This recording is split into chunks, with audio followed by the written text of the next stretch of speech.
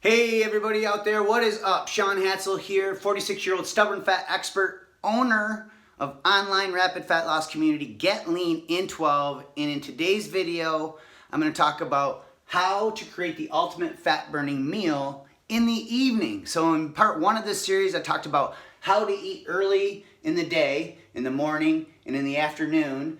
If you're intermittent fasting or you're a breakfast eater, I went over the macronutrients.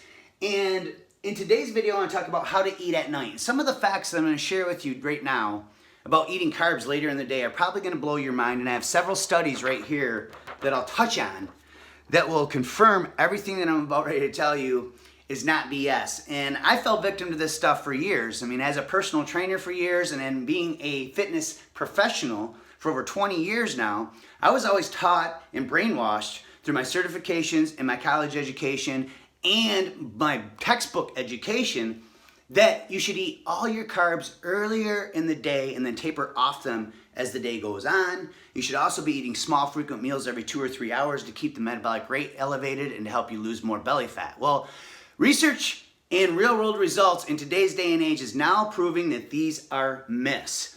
Research shows that those who eat small frequent meals don't lose any more weight than those who eat 3 big meals a day.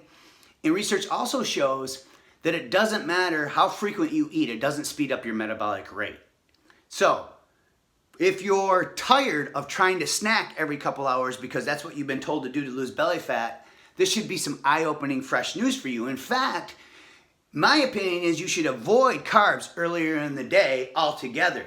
Because when you eat carbs earlier in the day, it sends insulin soaring. This takes the body out of a fat-burning environment. It takes your blood sugar on a roller coaster for the rest of the day. This is why you want to take a nap in the afternoon, and this is why you can't burn belly fat, because traditional breakfast foods like whole wheat toast or whole grain muffins or wheat bagels or granola bars or cereal or orange juice, these are all fat storing nightmares. So stick with proteins, friendly fats, and protein and low glycemic fruits and vegetables at any time, obviously, low glycemic vegetables, earlier in the day, and save your carbs for late at night.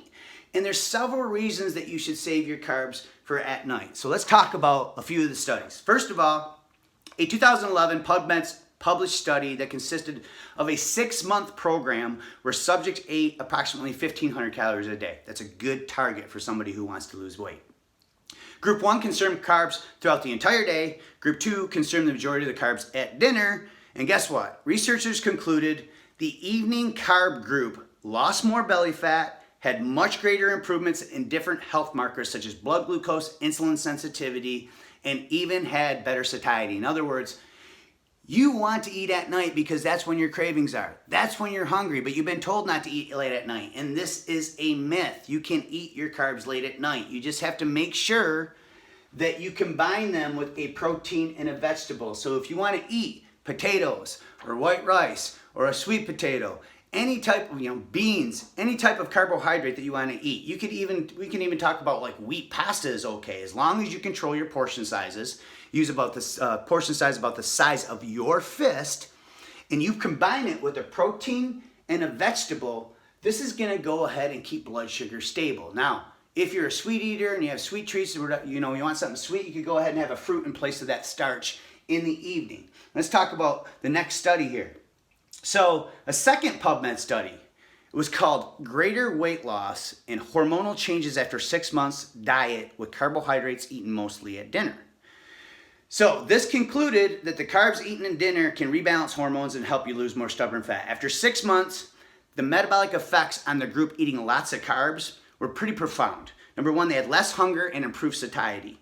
Number 2, they had healthier fasting glucose and daily insulin concentrations. Remember, insulin stability is the key to keeping the body in a high energy fat burning environment. Improved cholesterol, improved leptin sensitivity. Leptin is one of your body's #1 fat burning hormones, and improved metabolic response. To quote the research study directly, we believe this diet regimen may prevent midday hunger, better support weight loss, and improve metabolic outcomes compared to conventional weight loss methods where you eat carbs early in the day. Now, this last study in 2014 showed that people who eat the majority of their carbs at night sleep better because it regulates your cortisol cycle. When you eat carbs later in the evening at dinner time, what happens is that insulin release starts the body's serotonin and melatonin production, which is going to help you fall into a deep sleep. Now, in the next video, I'm going to talk about how to eat directly before bed. Most people think you should not eat before bed or you should not eat after 7 p.m. This is a myth as well, and I'm going to debunk that myth in the next video. But first, let's talk about the #1 fat-storing food combination that you must avoid. This is very important no matter what diet or exercise plan that you're following. You're going to want to avoid eating starches or ripe fruits together with fats, even if they're friendly fats. And here's why. I'll give you a healthy example. A banana that's ripe has a lot more sugar than a banana that's green because as it ripens, the resistant starch turns into sugar, okay? Now, if you decide, okay, I'm gonna have a healthy snack, it's gonna be a ripe banana with some raw almond butter or other raw nut butter, and you're spreading this nut butter on this ripe banana, these are both really healthy food choices, no doubt. But the sugar in that banana is gonna raise insulin.